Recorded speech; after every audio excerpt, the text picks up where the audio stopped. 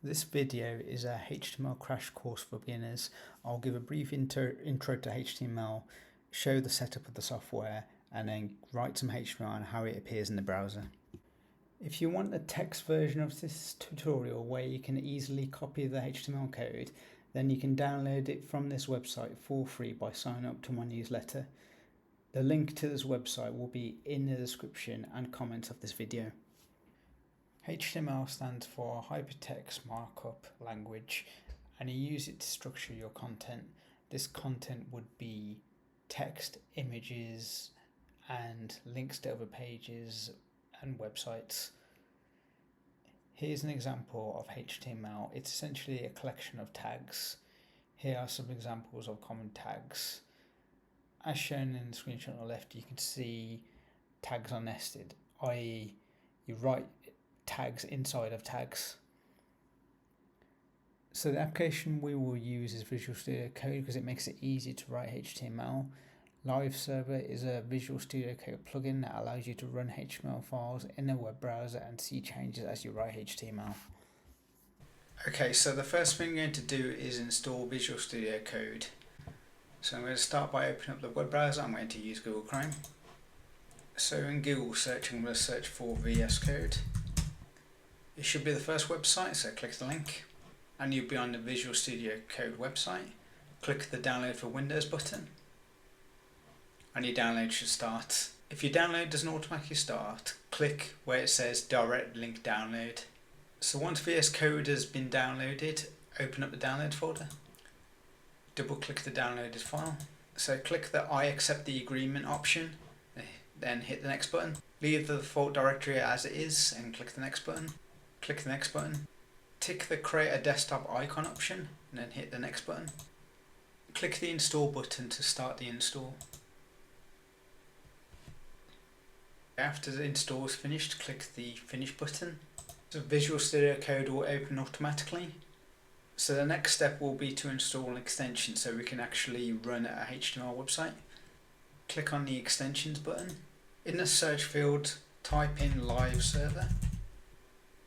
So it should be the top result, it'll be the one with the most installs. So click the install button.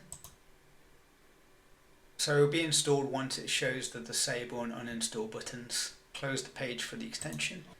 So what I'm going to do is set up a project. So click the file, open folder. So I've just created a dev folder inside of my user account. So I'm going to create a folder for the HTML website. I'm going to name this folder HTML-project. And with the folder selected, I'm going to hit the select folder button. So that folder is now selected in VS Code. So the next thing I'm going to do is create a HTML file. So I'm going to click on the new file button, index.html.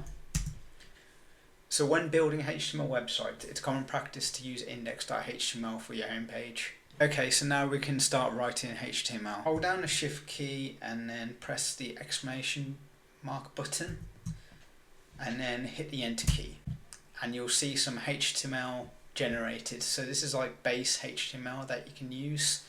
So all the HTML that you're write is going to be within the body tags. So the head tags are mainly used for metadata. So if I right click on this html.index file and then click the open with Live Server, the browser will open with the HTML file loaded. Okay, so I've just set up the web browser to be in line with Visual Code so you can see both at the same time. So the title represents the text that you see in the browser tab. You can see document right here. I'm going to change this to test HTML page and then hold down the control button and press S to save the file. You'll see the change on the browser right here. Okay, so now we're going to start writing HTML within the body tag. So I'm going to start by covering headings. So I'm going to type in H1 and then hit the enter key and then that will generate H1 tags, and within the H1 tag I'm going to add heading 1. Hold the control key and then press the S key to save and apply the change in the browser. I can also add H2, call this heading 2. What you'll notice is the higher the number is, the smaller the font size. just added 4 more headings, so you can go from H1 all the way up to H6, and what you see in the browser will be the sizes for each of the headings. So the next HTML tag I'm going to cover is the paragraph tag. So if you type in P and then hit enter, and you'll generate the P tag. So I'm going to need some dummy text to add to within these tags, so I'm going to go to a website. So it'll be loremipsum.io. I'm going to enter the number as 3 and the type of sentences, and then hit the generate button. So I'm going to click the copy icon to copy this text. Okay, I've just pasted the text in the HTML, and you can see the text displayed in the HTML. You would typically use P tags whenever you want to add text to your HTML pages. Now we will cover formatting the text in HTML. So I'm going to format the first word and make it bold. So I'm going to type in B, enter to add some B tags. I'm going to cut the first word and paste it within the B. And you can see that first word is now bold. So the next tag will be italic. So I'm going to press I, hit the enter, copy the next word and paste it within the I tag. And you can see the Ipsum text is now italic. Next tag will be the underline, so I'm going to type in U, hit the enter, copy and paste the next word, paste it within U, and you can see that word is now underlined.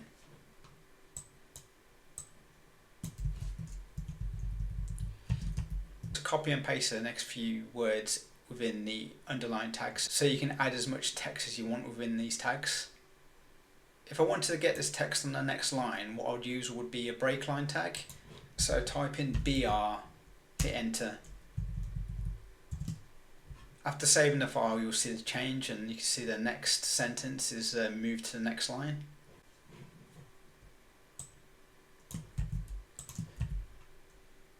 I've just added another BR tag for the third sentence, and you can see that one's on the next line as well. The next tag we'll cover will be link tags, and you create a link tag by typing in A, hit the enter key. Within the href, that's where you'd want to enter in the page you want to link to. So I'm going to add in page2.html and put in as the text h2. Now this link won't work because this HTML page doesn't exist, so we need to create it. Hit the new file icon, call this file page2.html. So I'm just going to generate some HTML on this page, call the title page 2, add a h1 and call this page 2. So I'm going to add a link so we can go back to the index page, put in the href index.html, put as the text go back. Okay, so let's test if this works. If I click on the page 2 link, I'll be on the page2.html page, and if I click the go back, I'm back on the index page. So that's simple navigation between the two pages. For the next tag, I'm going to need an image. So I've got some images here. I'm just going to drag the bmw.png to the project folder. So you can see the bmw.png is within the HTML project folder. Okay, so for the tag, type in img, hit the enter key. For the src attribute, type in bmw.png. For the alt attribute, you want to show the text if the image doesn't load, so I'm going to type in bmw. So you'll see the image, but the problem is the image is too large. So we can resize the image by using the width attribute, so I'm going to type in width. And I'm going to set this to 300 pixels. And you can see the image has been resized to a width of 300 pixels. So at the moment the link is in alignment with the image, so I want the image to be below the link. So one other way to do this is by using a div tag. I'm going to type in div, hit the enter. So I'm going to copy the link tag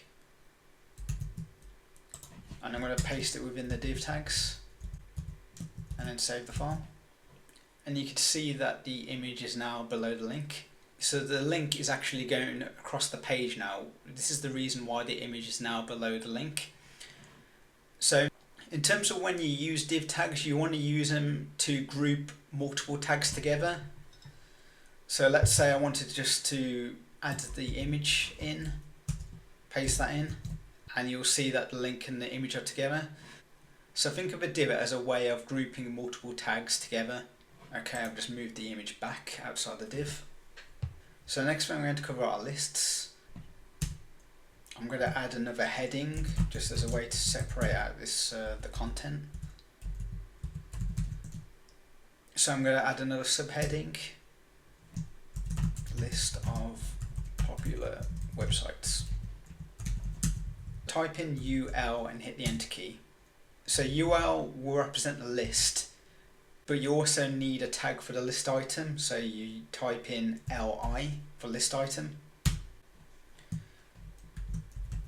So if I add Google as the first website and save, so we can see we've got a list of just a single item, which is Google. So I'm going to add some more websites to this. So I've just added a few more websites, so you can see that this is a list of a few popular websites. Keep in mind UL stands for unordered list, because you can have an unordered and an ordered list.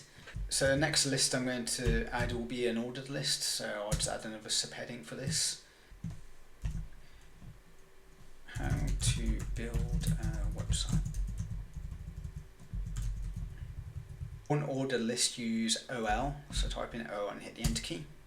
For list items you'd use LI. Store visual code.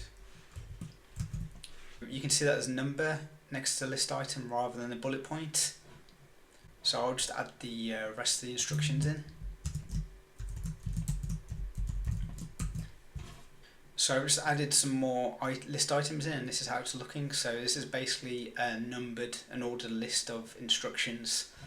So you'd use ordered list when you want to show a numbered list of instructions, basically. The next tag I'll cover will be the table tag. So I'm actually going to create a table in HTML. Add a heading for this, H2 table example. So you type in table, hit enter. You can add a title by using caption. So if you type in caption, hit the enter. Table showing popular devices. So typically you would have headers in the table, so you'd use a T header tag. So you type in T head, hit enter, and you generate those tags. We want a row for this, so it would be TR for table row. And now we want the columns, so you type in TD and hit the enter. So I'm going to add in 3 columns, brand type. So we've got the header row. What we want to do is the body, so that'll be T body. And it will be the same structure as the T head, so you want a TR tag for the table row and TD for the column. So for the first entry I'm going to add in an iPhone, brand will be Apple, and the type of device is that phone. Okay, I'm going to add in 2 more entries.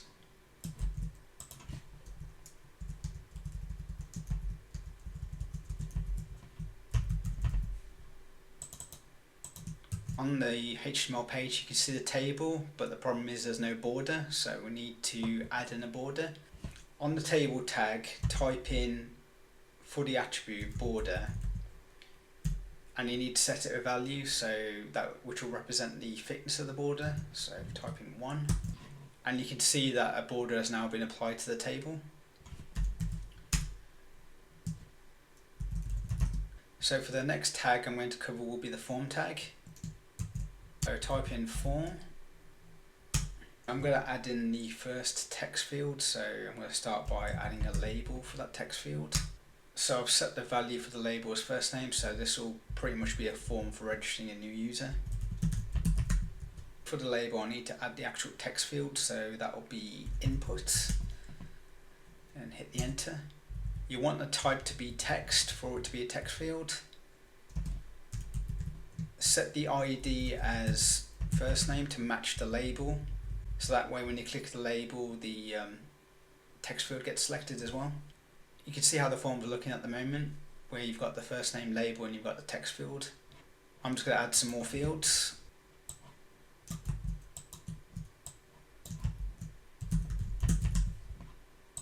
So the last name field is in line with the first name field, so I'm just going to use a BR tag to make it go to the next line. I'm just going to add a second BR tag to add some space in between the fields. And this is how it's looking at the moment. So I'm just going to add 2 more fields. So for the input for the date of birth, change the type from text to date. And you can see that the field has changed, and I can select a date for the date of birth.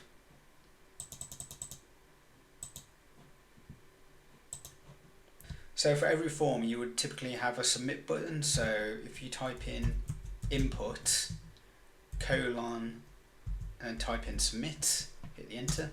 So for the button text I'm going to add in register and save this, and you can see the register button right here. So in terms of when you submit this form, this isn't necessarily something that you do in HTML, this is something that you would do in a back-end programming language. Server-side languages such as PHP, for example. There will be an example included in the text guide of HTML form submission using PHP. The link to this website will be in the description and comments of this video. And that's everything. So this tutorial has pretty much covered all of the common tags that you'd need to create a basic HTML website. Hope this video has been helpful to you. Leave a comment below if you have any queries or any issues, and thanks for watching.